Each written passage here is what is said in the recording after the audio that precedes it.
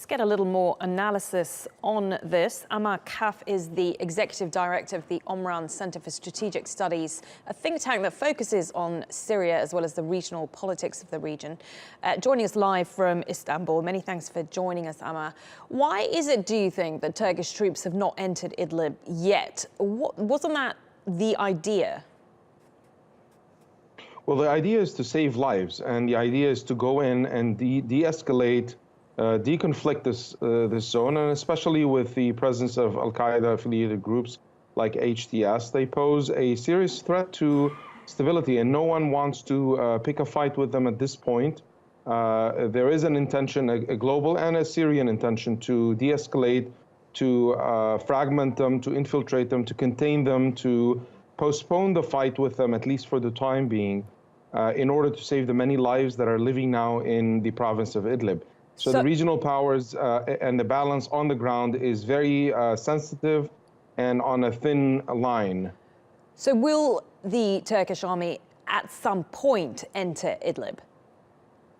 I think at some point they will enter, but perhaps more on as monitors or as military police or officers to help local Free Syrian Army affiliated groups to take control of this of the scene, of the situation, and also to control those uncontrollable elements that are from HTS and other groups. So what is I think what do you think the bigger picture is here for Turkey? Let's say Idlib is liberated from these groups, as you say.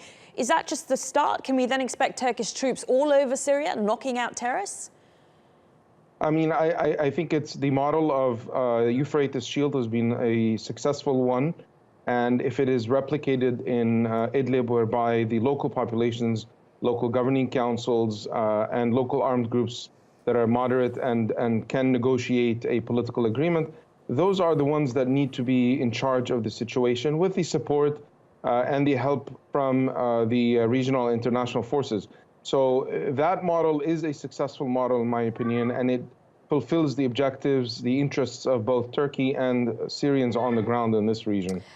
In terms of its partners for this particular deal, Russia and Iran, what do you make of this grouping, and what does it tell us about how Turkey's viewing the future of Syria, specifically President Assad? Well, I think the Astana Agreement and the three partners, Iran, Turkey, and Russia, have different objectives, and this is not a strategic alliance in any way, but a very tactical, step-by-step approach on containing the HTS forces at the time being. On the issue of Assad, there is a political process that's undergoing, and I think that he has already lost sovereignty because of the fact that Russia and Iran are speaking on behalf of the regime, and the regime is not on the table. So he has already lost the sovereignty and the control over his own armed forces, and those that are fighting in other areas are mostly either Iranian-affiliated or supported by the air from Russia. Yes, I think each one has a different objective. Go ahead. Yes, but you say that, but by forming this sort of partnership and working closely with Russia and Iran, who, as you say, have very different ways at looking at the Syrian leadership, are they not being complicit in terms of this? Well, I think there is no absolute way of describing this very delicate balance of power regionally or even domestically. What's at stake here is that there are lives to be saved in Idlib, and the agreement in Astana says that no Iranian or Russian troops will enter those areas, but they will be in charge of the border controls of this de-escalation zone.